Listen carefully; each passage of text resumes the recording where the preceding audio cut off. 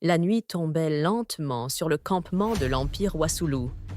Les torches projetaient des ombres mouvantes sur les murs de la grande tente de commandement, où Samori Touré, assis en tailleur, écoutait ses généraux discuter des stratégies à venir.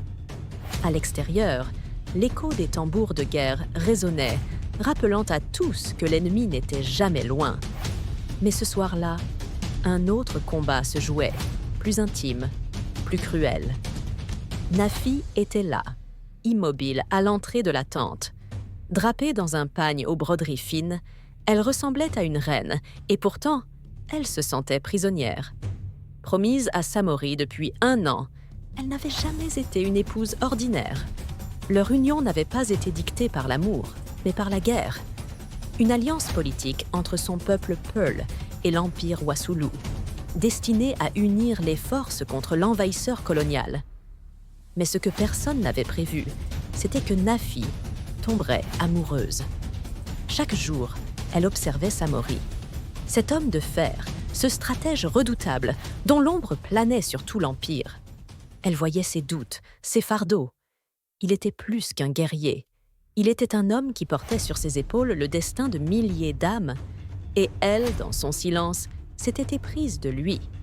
Mais Samori, lui, ne voyait en elle qu'une pièce sur l'échiquier.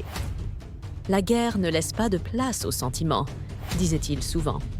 Et pourtant, il y avait eu des moments, des instants volés où leurs regards s'étaient croisés plus longtemps que nécessaire.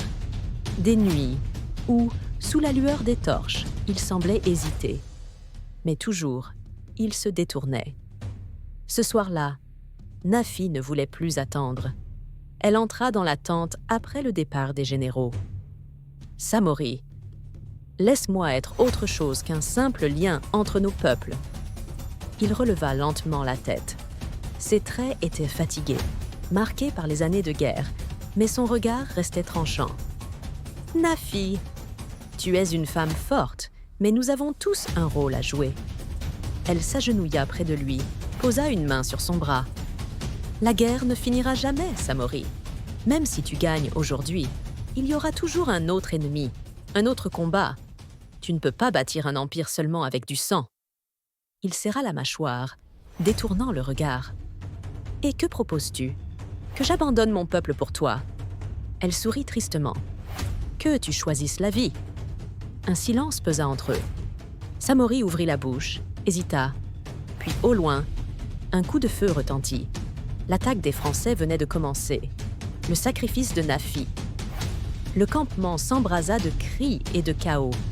Les hommes de Samori couraient en tous sens, cherchant leurs armes, prêts à défendre leur empire. Mais au milieu de cette tempête, Samori ne vit qu'une chose. Nafi, debout, le regard brûlant d'émotion. « Pars avec moi, Samori. Nous pouvons fuir ensemble. » Il la regarda comme s'il la voyait pour la première fois.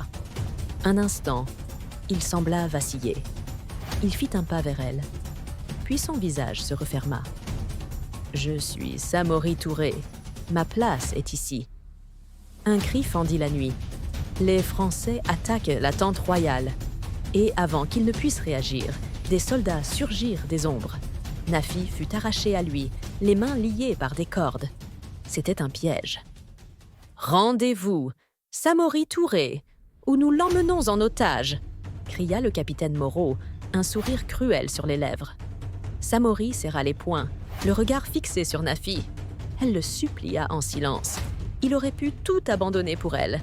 Il aurait pu laisser la guerre derrière lui. Mais il était un guerrier.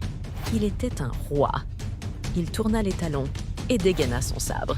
« Si vous croyez que mon empire repose sur une seule femme, vous ne me connaissez pas. » Il chargea. Les lames s'entrechoquèrent. Les balles fusèrent. Mais lorsque le combat prit fin, Nafi n'était plus là. Des semaines plus tard, après une longue traque, Samori Touré fut capturé par les Français.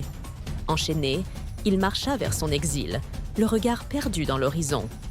On raconte qu'il ne parla jamais de Nafi après cette nuit, mais certains disent que, dans ses derniers jours, il murmurait parfois son nom dans son sommeil, et que, malgré toutes les batailles qu'il avait menées, celles qu'il n'avait pas su gagner était celle de son propre cœur.